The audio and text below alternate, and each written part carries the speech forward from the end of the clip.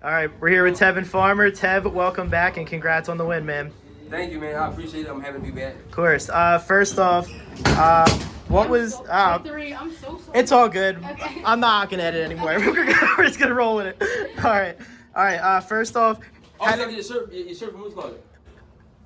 all right, here we go. All right. First off, how did you feel in there? You look like you had no ring rust whatsoever. It felt like it. It felt like it. But I just want to thank God for just allowing me to get back. You know, it was a lot of pressure, not to get in the ring, but just to be able to get in there. And I had my last time out, I had the worst feeling in the world. You know, going through my conditions, I had a horrible feeling. So that's all I remember was the old thing. So it was kind of a love and hate to get back because I felt I didn't want to be reminded of how I felt my last fight, but I went out there and gave me the strength, and I had a great support system. And I just want to thank everybody.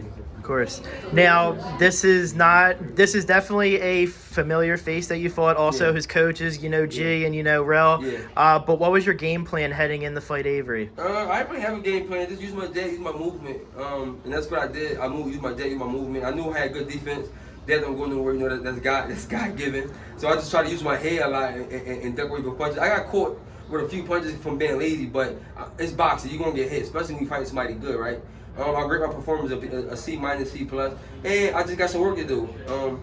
My team and my supporters, my family, everybody loved it. So if they love it, I love it. But I know I got work to do, and I get back in the gym ASAP. Okay. Now, in the 5th round, you landed a beautiful body shot that put Avery down. Can you walk us through that? I don't even remember. I knew it was an uppercut to the body and a hook or something like that. Yeah. I worked on that in camp, and I just did that shit, and he landed. So that's what happened.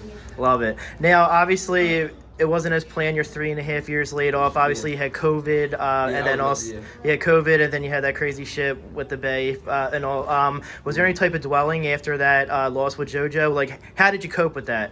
I don't dwell on nothing. Everything is God's plan. I feel like it was time for me to God set me down to reevaluate things, and that's how I take it. See, people look at setbacks as a bad thing, and setbacks, not even setbacks. Like, time off is not always bad. Sometimes it's God just give you like, yo, it's time to sit down and reevaluate things. That's what I did. You know, for years I've been fighting for world titles, my world championship, and I've been dehydrated. I've been making weight wrong. I've been effed up. Every fight I go to my girl like, yo, I'm winning these fights, but I don't feel good. I feel horrible. And I was just winning off pure skill, good coaching, and just guys. I was just winning. But I feel horrible, and they got the best of me when I fought JoJo. So then I went back to the drawing boards. We learned how to cut weight. I hired some people to do it and stuff like that. And we just get better. That's it.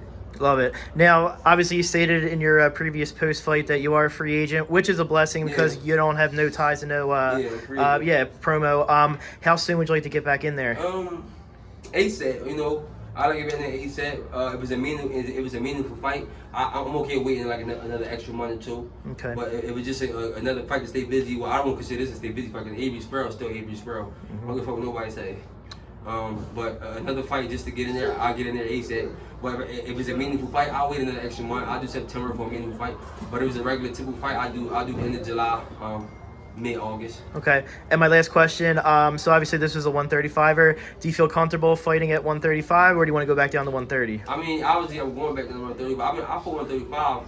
I fought 135 multiple times. I actually fought Ivan Raycatch at 135. He was like, at the time, he was one of the best 135. Yeah. And I moved up in weight to fight him. So I'm familiar with the weight. My skills allowed me to carry it over. And as y'all can see, I'm getting stronger now. Love it. All right, Tim. Yeah. Thank you so much. Appreciate you.